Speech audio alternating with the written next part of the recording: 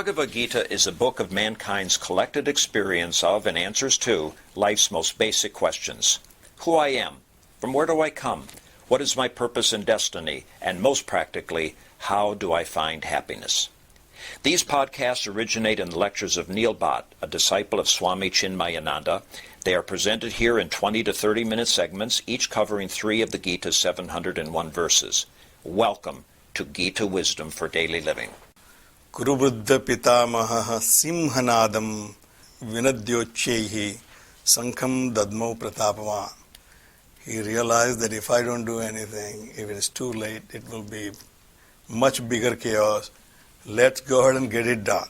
So he roared a lion roar and then declared the war by blowing the conch. So the war is now declared. And once Bhisma blew the conch, obvious, tatah sankhascha bhairyascha panvanaka gomukhaha sahasaivaabhya hanyanta sa sabdah tumulo bhavat. Somebody gives a speech, there is a silence for a few seconds, then one person, then the whole crowd goes, right? Everybody thinks that, is it okay to clap here in this situation, or one guy, and that's the end of the story. That the whole auditorium will then go crazy. So up till now, nobody has blew the conch. Once Bhisma blew the conch, after that, tatha, sankhasta, bhairyascha, all different kinds of instruments. Sankha, bhairya is cattle drums, Pandava, anaka, gomukha, tabors, military drums and cow horns. Apparently they must be blowing cow horns. Gomukha. Sahasa, suddenly, it was a quiet time, and suddenly, because Bhisma blew the conch, there's this great uproar. Everybody is blowing their own conches and blowing their own instruments, beating their drums. You go to a meeting, what happens? One person gives something, then everybody, no, but let me tell you what I think about it. Everybody has their own opinion. Everybody wants to be heard in a meeting. So same thing here. I also want to be heard. I also want to blow my conch and beat my drums. Once one person starts, everybody wants to assert their own individuality, which is human nature. So suddenly there is great uproar, which is tremendous sound. And in response to that, now we see the Pandava side. And Swamiji points out here that on the Kauravas side, Sanjay only says Bhisma blew the conch, and then everybody else blew the conch. But he goes in detail about, on Pandava's side, who blew which conch. That basically shows his soft corner towards Pandava's side.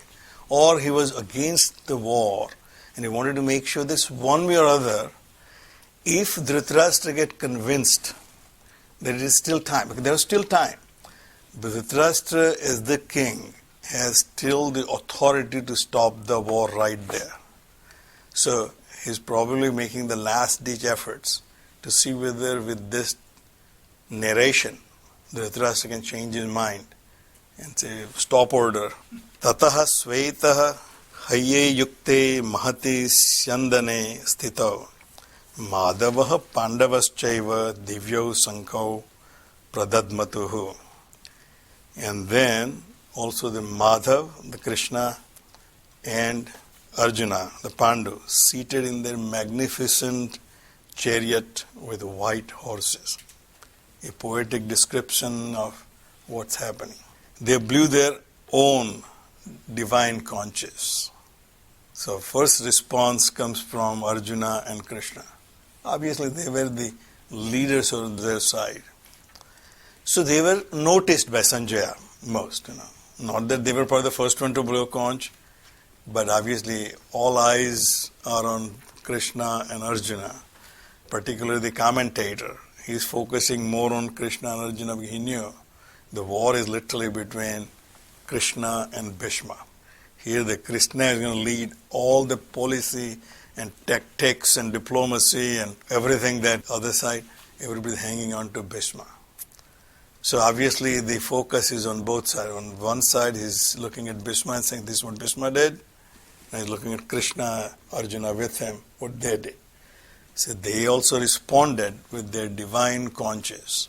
Each one has their conch, which was very unique sound, so people can recognize whose conch that is, who is calling out for the war or for whatever that is. That's very common in our day-to-day life. We cannot recognize people by their car. Oh, that must be Neil's car, so Neil should be here. That becomes your signature. When we were in Africa, one of my friend's son, he can recognize everybody's car by just the noise of the engine.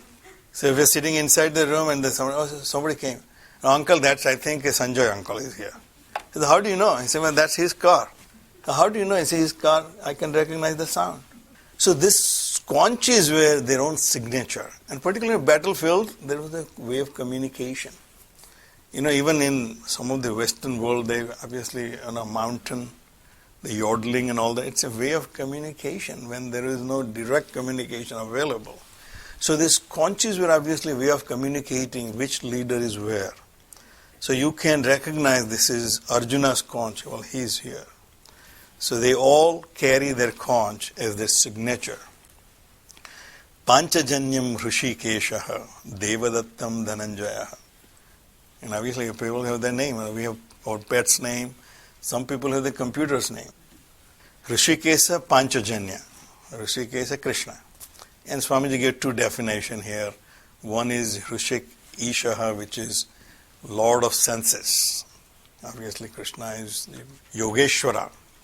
One who is the Ishvara of yoga, one who has control over the whole world. So he is also considered Hrishikesha, who has the control over the senses.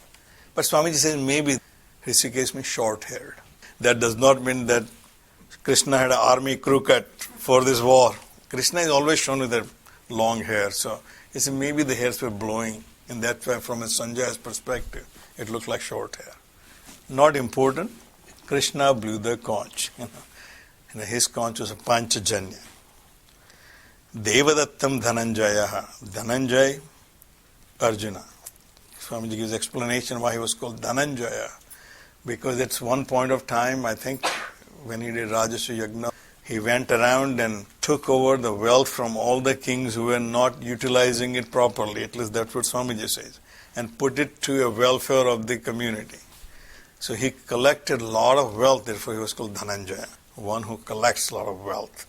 His conch was Devadatta, because it was given by Indra, his father, his divine father. Because you know the story. Kunti was given this boon, tried out with each deva, and Arjuna was Indra's son. Paundridatmau Mahasankham Bhima Karma Vrukhodaraha. Bhima is addressed as Vrukhodara with a wolf bellied, because wolf always are lean and mean, even no matter how much that animal eats.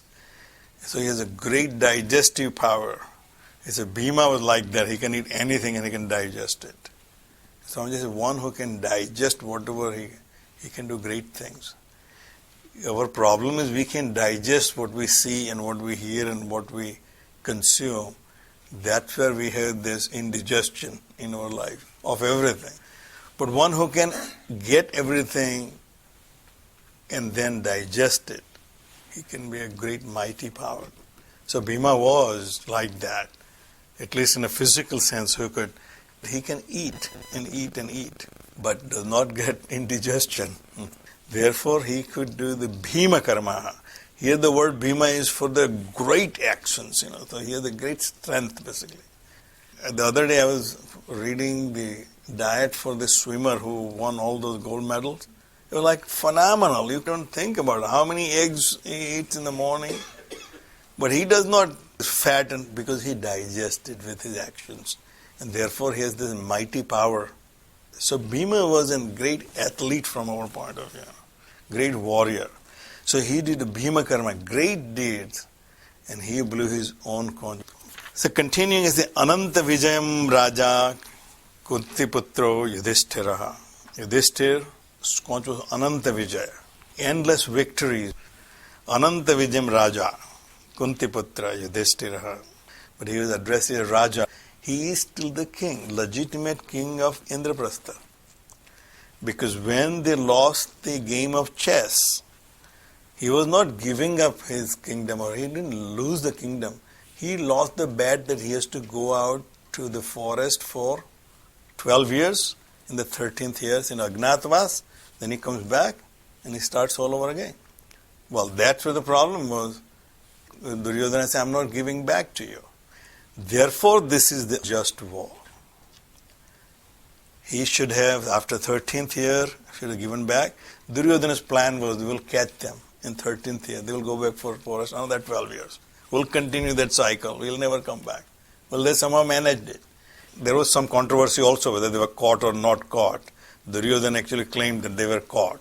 But then everybody said, no, I think they fulfilled their conditions. So he's still Raja. So Raja Kuntiputra Yudhishthiraha Ananta Vijayam Nakulaha Sahadevascha Sughosa Manipuspaka. Nakul and Sahadeva are somewhat of lesser characters, at least from our perspective. And they both has their own uniqueness. So Nakul has a Sughosa and Sahadeva has a Manipuspaka. Nakul was a fashionable guy, so obviously his Sankh also has to be Sughosha. Not to scare people, but sounds good. Sahadeva was the guy who knew future, but can't tell people. So the Manipuspaka were decorated. Sankha. Kasyascha Parameswasaha Sikhandi cha Maharatha Drishtadhumno Viratascha Satyakihi cha Aparajitaha. Now obviously a description of other people who are on the Pandava side. So Kasi Raja, who is a Param Eswasaha, who is the great archer, giving little bit more to Dhritarashtra than was needed. He could have just said everybody blew the conch, and then also Pandavas blew the conch. It seemed like the war is now declared. Let's sit back, relax and watch. But he is going in detail. And Sikhandi, who is Drupad's son, who was born as a girl. See, we think all this new technology and these problems we have, or at least social issues we have, it was a sex change, Sikhandi's. He was born as a girl, but the queen did not want to reveal that she has given birth to a girl to disappoint the king. So say, no, it is a boy was born. So for a long time, she was raised as a boy. And then when she grew up and she realized what's happening, she decided she's going to continue as a man. And at least the TV serial I have seen, they have seen her going to some guru and do a sex change operation. But at least she continued as a man. She was born to take revenge on Bhisma. Then Bhisma was taking Ambika and Ambalika. One of them committed suicide. Now either you marry me or I'm going to... Bhisma said, I can't marry you. He said, but you took me away, so you have to marry me. And said, no, I can't. So she took her own life and said, I will take revenge, I'll come back. That's Sikhandi. So Sikhandi was a great warrior. Only goal in his life was to kill Bhisma. And in the end, his arrow kills Bhisma. Sikhandi cha Maharathi, this great Maharathi is like Sikhandi, and this Kasiraj, who is the great archer. Drishtadhumna, Drupad's eldest son. I used to learn Hindi when I was in 6th or 7th grade. Hindi was a second language. My uncle's friend was Gupta from North. So I thought, who could be a better teacher than somebody whose mother tongue is Hindi? So I used to go to learn Hindi from Gupta uncle. The first thing is given me, say, spell Drishtadhumna. He said, if you spell Drishtadhumna, you can spell anything. The most difficult word. All words are combined words. Drishtadhumna, manana, Drishtadhumna. Drupad's eldest son. So he is right now is the commander of the army. That is the first day. King Virat. And Satyaki cha aparajitaha. And Satyaki, who is Krishna's charioteer. Charioteer is actually not like today's drivers, okay, in at least in war. Charioteer has to be very mighty war strategist, because he decides where, even though the guy who's fighting may give some instruction, but he is the one who makes sure that the chariot is positioned correctly so that he's in the best position to fight. So that person is not just a buggy driver. He knows exactly how the war is fought and how to place your chariot in a position that is most protected, and at the same time gives the commander the best position to fight. So Satyaki was obviously a great warrior, but typically assigned to Krishna, but Krishna is not fighting, so he is jobless. So might as well, I'll go and fight too. So he is now one of the commanders. Krishna himself was a great charioteer. That's why Arjuna asked and say, okay, if you're not going to fight, can you at least be my charioteer? Now we think that's like a demeaning. No, it's a great honor, because he is going to decide how, and we have seen all 18 days, Krishna decides what to do and what not to do. So, Satyaki cha aparajitaha, and unconquered others like Drupado, Draupadeyascha, Sarvasaha Prithivipate, and all other kings were undefeated. They have this clean track record of always winning. They are on Pandu's side. Draupadeyascha, Draupadi's sons. Saubhadrascha Mahabahuhu, and also Subhadra's son, Mahabahuhu, Sankhan Dadmuhu Putak Putak, each one individually blew their own conch. As I said, you go to a meeting, individually each one gives their own opinion. Nobody says, I'll pass, but very few people will pass in a meeting. Well, I think you people are saying that, but let me tell you what I think. Individually, everybody blows their own conch. Sagoso dhartra rastranam hrudayani vidarayat. He makes it very clear that they are fearful. The dhartra rastran, Dhritarashtra's sons, the army is fearful. Nabhascha prithivim chaiva tumulo vinunadayan. This great sound with all these people blowing their conch. He created the fear in the hearts of these people on the Kaurava side. And both the Prithvi and the Akash is reverberating with this sound. So he paints a picture which is very, very fearful to Dhritarashtra. He didn't say, and they are all ready to fight, the Kauravas are now ready to charge. He didn't say any of that. He said there is the fear now in their heart.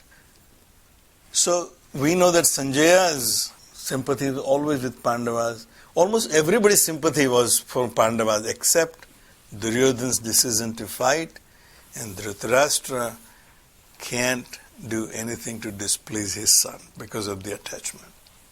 We are all guilty of doing that sometimes. So that's where I think we need to remember that. Om Sarve Bhavantu Sukhina Sarve Santu Niramayaha Sarve Bhadrani Pashyantu Ma Kaschid Dukkha Bhag Bhave. Om Shanti Shanti Shanti. Hari Om. Shri Gurubhyo Namaha. Hari Om.